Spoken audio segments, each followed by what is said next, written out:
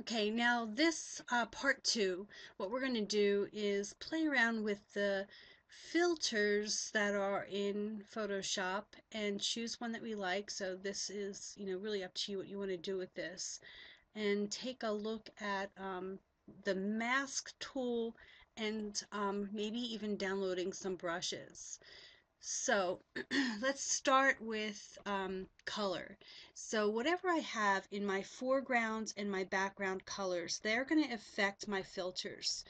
So I think I'm going to go with, just going to pick something, color, maybe I'll do like this orangey color here.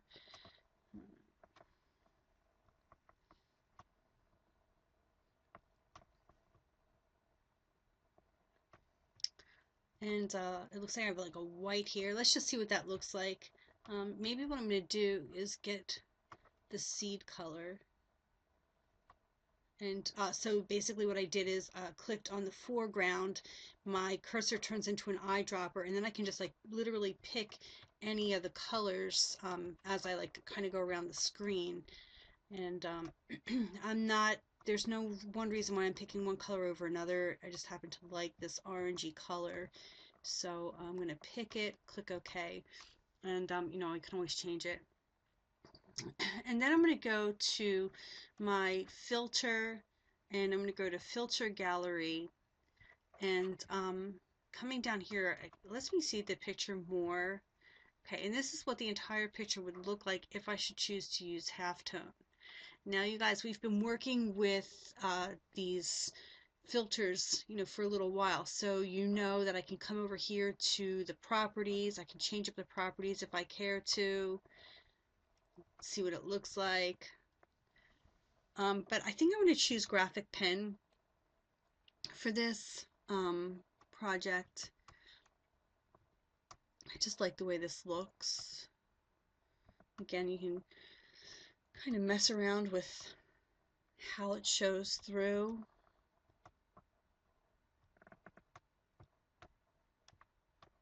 How much of it you want, how much of it you want. Okay, so keep in mind that we're not going to keep the entire picture like this. This is just going to kind of give it some texture. So once I have the stylization that I want, I'm going to click OK. Okay, so at this point now I know that I have my filter on this top layer. If I hide the layer, I can still see through to this bottom layer 0.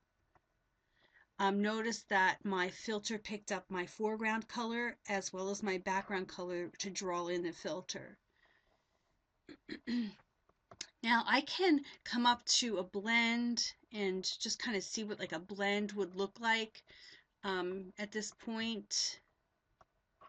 And you guys remember that you can kind of like click one and then scroll your screen, scroll your mouse ball around to see all of them instead of having to do what I'm doing here. And that's kind of clicking through each one. So this is like some ideas that I could do with a blend. Um, I'm going to keep mine at normal for now, and I may go back to it. I just wanted to kind of point out that this is the blend tool, and remember that the blend mode will affect this layer and then whatever's underneath this layer. So that's how this blend mode always works. I can also drop down my opacity of this layer and kind of see through see what it would look like if this filter layer wasn't completely 100% opaque. And so we can kind of get a little bit of it or a medium-sized amount. So there are a couple of options. But one of the things that I want to do here is I want to kind of erase some of the filter and leave some of the filter on. Now, if I use the eraser tool, that would work. But the problem with the eraser tool, and this is the tool that I'm speaking about, the eraser tool, is that it's not easy to like remove it. So like if I was like, oh, let me try to see what this is like, and if I don't like it, the best way that I go about doing this would be using the mask. Now we've used masks on adjustment layers. This is actually adding a mask on a layer itself. And it's this guy right here. It's called the layer mask. So we're going to add it. So now anytime I paint with a brush on this white box, if I paint it with black, I'm going to be removing this filter. If I paint it with white, I'll be bringing the filter back. So I'm going to come down here, make sure that I have a black um, foreground color. And remember this little arrow right here lets you switch the colors back and forth. X on your keyboard lets you switch back and forth. And I'm going to go to my brush. So I'm going to press B on my keyboard and find my brush tool right here. And I'm going to come up to the option bar and I'm going to find a brush.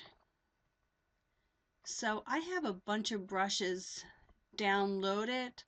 I'm looking for like a maybe something like that. Something that's kind of, yeah. This is, it looks like this is the water drop brush. Let's see. Okay, I'm just going to pick a brush.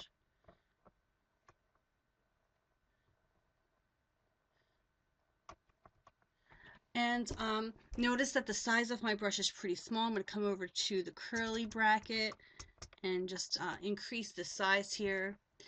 And now, if I start to brush off, what's going to happen is literally I'm removing parts of this layer, and you can see that it's being removed because every area that's black is me hiding what's on this layer here. Every part on this layer that's white is what's shining through the mask. So if I switch my color back to white, you can kind of see here that I'm clicking back on my mask. So this gives me a nice way of using the brush tool to kind of bring in some texture on my original picture. So I can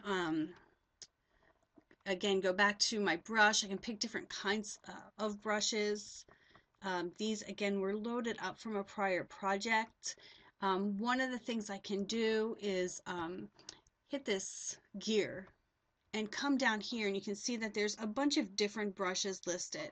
So maybe I want to see assorted brushes or special effect brushes or dry media brushes, whatever I want to kind of get a feel for. And this is the time that you can experiment. Go into that brush, select it. Now if you press OK, it removes all the brushes that are shown in this box over here. If you press append, it will add the brushes to what exists in this box over here. So I'm going to press append and let's see what we get. Okay, so here are the new brushes, and this is a little rose looking thing. I'm going to make this bigger. If I paint with this, it's going to add back because I have white. I'm going to change my color, X on my keyboard to make it black. This is again removing it. I'm using part of the brush. So again, you can do what you like, how you like it, but that's pretty much what you would do. You also can download brushes, which I think I'm going to leave that for another project. And you can also load brushes that are already out that we have downloaded.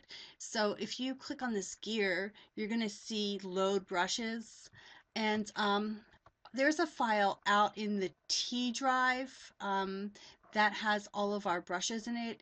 I don't think it's in the 2017 folder. I think it's just right in the T drive, and it's called brushes. And you'll see a whole bunch, probably 25 to 50 brushes that you can pick, and you just click on it, you load it, and then it will let you either click OK or append, and it will become part of your brushes over here. So that is the section for adding filters, masks, blends,